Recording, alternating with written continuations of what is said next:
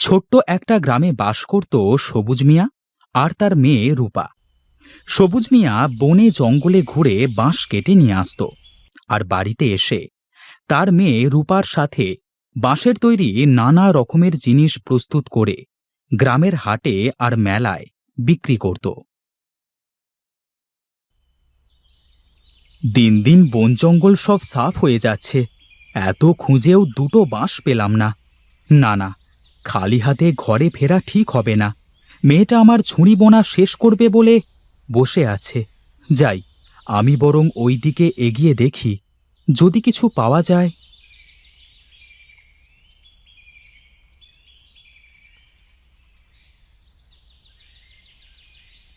এদিকের বাঁশগুলো তো এখনো ছোট, তবে এবার কি করি?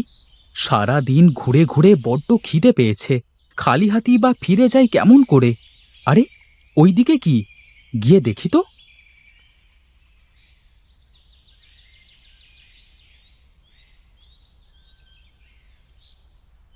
আরে বাহ, এই তো পেয়েছি। হ্যাঁ, যাক, কাল হাটে একটা ঝুড়ি বিক্রি হলেও বাপ মেয়ের দুটো দিনের খোরাক হয়ে যাবে।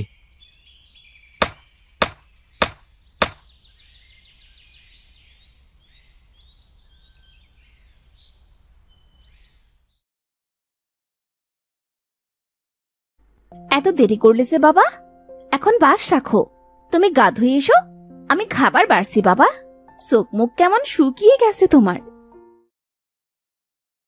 তুই কবে থেকে আমার মা হয়ে গেলি বলতো? আমার মা আমাকে এভাবেই বকতো। কথা না শুনলে আরো বকবো। যাও যাও বাবা, তাড়াতাড়ি এসো, আমি দুটো ঝুড়ি তৈরি করেছি, খেয়ে তুমি হাঁটে যাবে বাবা।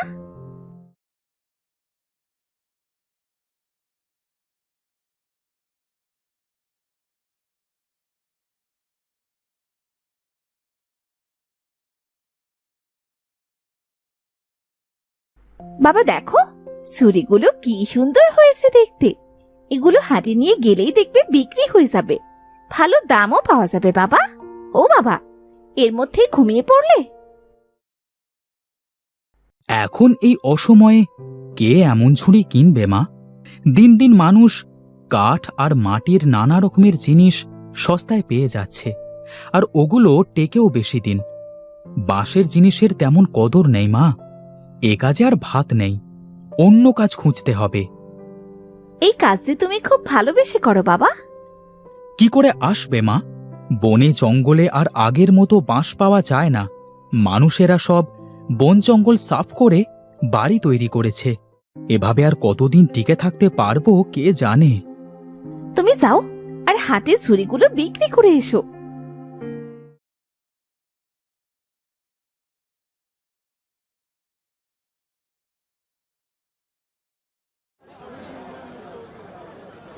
আজ ঘরে চাল আনাজ কিচ্ছু নেই। আজ কি আমার একটি ঝুড়িও বিক্রি হবে না? এ তোমার কেমন বিচার খোদা? অসহায়ের কাছে কিচ্ছু নেই, আর ধনীদের অঢেল।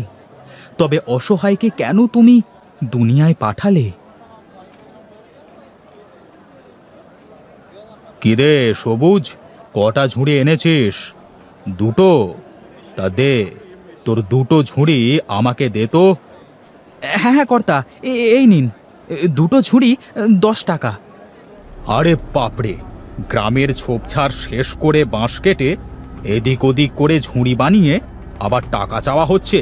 তুই জানিস না আমি কে? ফের টাকা চাইলে কষে একটা চড় বসিয়ে দেব। মোড়লের সাথে বেয়াদবি? তোর ঘর জ্বালিয়ে গ্রাম ছাড়া করব। যা ভাগ। গরিবের ওপর এমন অত্যাচার করবেন না কর্তা, আপনি না হয় কিছু। আর একটা কথা বললেও তোর খবর আছে। যা ভাগ।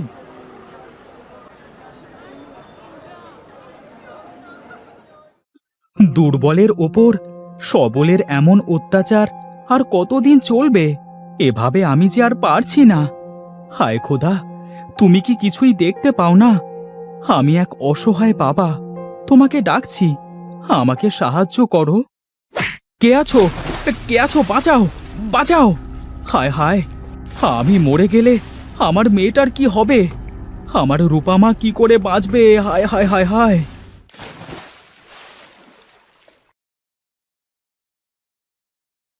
এ আমি কোথায়? আমি তো কুয়োতে পড়ে গিয়েছিলাম। তবে কি আমি মরে গেছি? এটা কি স্বর্গ?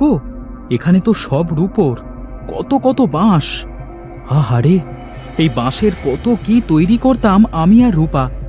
আমার রূপামাকে যদি এই রূপোর বাঁশের কিছু অংশ দিতে পারতাম, মেয়েটার জীবনে কিছুটা সুখ আসতো। তা নাও তো, যতটা চাই তোমার। তুমি কে গো? ছোট্ট এক কুকুরছানা হয়েও তুমি মানুষের মতো কথা বলতে পারো? পারি গো পারি। এই রূপোর বাঁশবাগানের দুনিয়ায় সব সম্ভব। রূপোর বাঁশবাগান? এটা এটা স্বর্গ নয়? তা কি যে বলো তুমি! পৃথিবীতে এমন অনেক কিছু আছে যা মানুষের অজানা। ধরে নাও, এটা তেমনি একটা অংশ মাত্র।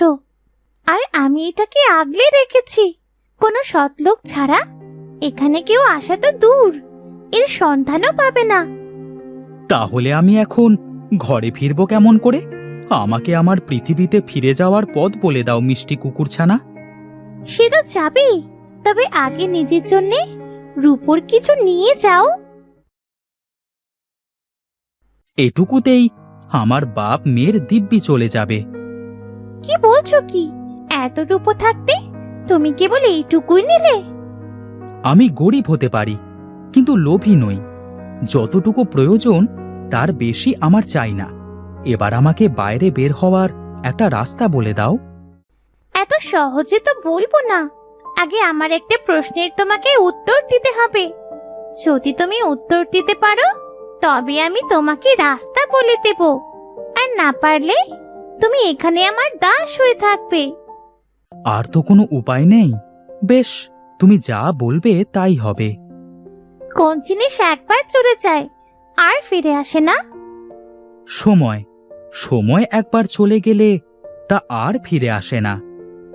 বাহ, খুব ভালো, তুমি সঠিক বলেছ। চলো, আমি তোমায় রাস্তা দেখিয়ে দিচ্ছি। আর ওই লাল পুটুলিটা তুলে নাও, ওটা তোমার উপহার। ধন্যবাদ। তোমার সাহায্য আমি কোনো দিনও ভুলব না।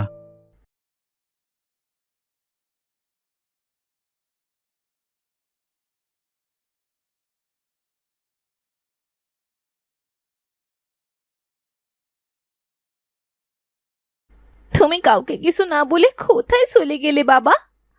আমি এবার কার কাছে থাকবো? তুমি ফিরে এসো, তুমি ফিরে এসো বাবা।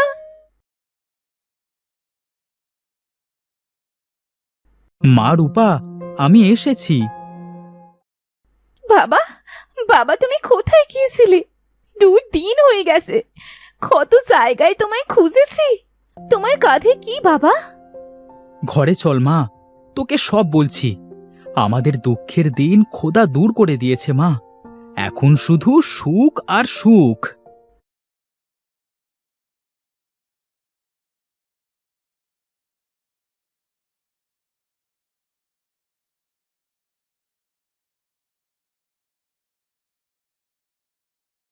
আরে, এটা তো সবুজের বাড়ি ছিল। ওদের তো নুন আনতে পান্তা ফুরোতো। ওরা এত ধনী হলো কেমন করে? কোথায় পেলো এত টাকা পয়সা? না না, আমাকে সব জানতে হবে।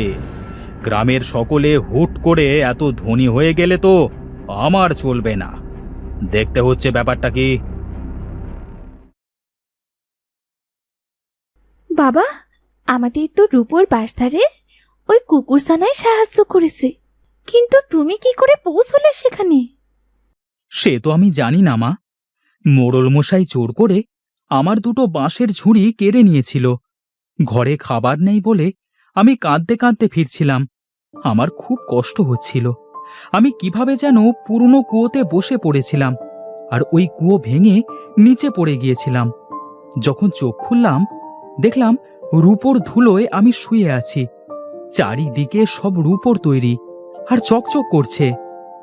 কুকুরছানাটাকে নিয়ে আসতে বাবা, আমরা ওকে লালন পালন করতাম।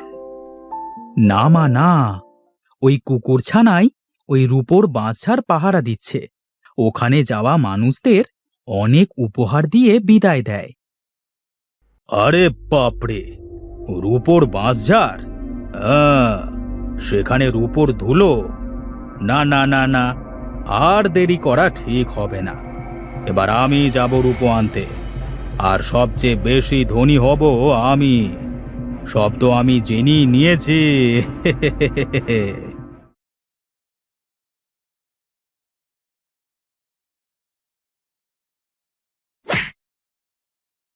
অনেক রূপো আনবো, অনেক। ওই সবুজের চেয়ে বেশি রূপো পেতে হবে। আহ! আমি কি তলিয়ে যাচ্ছি? না না না, আমি ভয় পাবো না। আমি রূপোর বাঁশঝাড়ে যাব। এইটুকু কষ্ট তো সহ্য করতেই হবে। ইস, বাবাটা সে কোথায় যায়? সে কখন থেকে খাবার নিয়ে বসে আছি। রূপা মা, কোথায় গিয়েছিলে তুমি? আর বলিস না মা, আমাদের মোড়ল মশাই নাকি পুরনো কুয়োতে ঝাঁপ দিয়ে মারা গেছে। জানি না ওনার কিসের এত দুঃখ ছিল, কি যে হলো। এভাবে আত্মহত্যা করতে হলো কেন তাকে? কি বলছো কি বাবা? উনি আত্মহত্যা কেন করবেন? তাছাড়া পুরনো কুয়োতে তো রূপোর বাসার। যারা অসৎ তারা রূপোর বাঁশঝাড় দেখতেও পাবে না, আর যারা সৎ রূপোর বাঁশঝাড় নিজে তাদের সামনে আসে। কিন্তু এ কথা কেন বলছিস মা? উনি তো লোভী ছিলেন। উনি কোনোভাবে জানতে পারেনি তো সে ওই কুয়োর নিচে। কি বলছিস মা? না না, এই রূপোর বাঁশঝাড়ের কথা আর কখনো আলোচনা করব না। লোভ বড্ড ভয়ঙ্কর। সেই ভালো, এখন এসো, ভাত খাবে, এসো।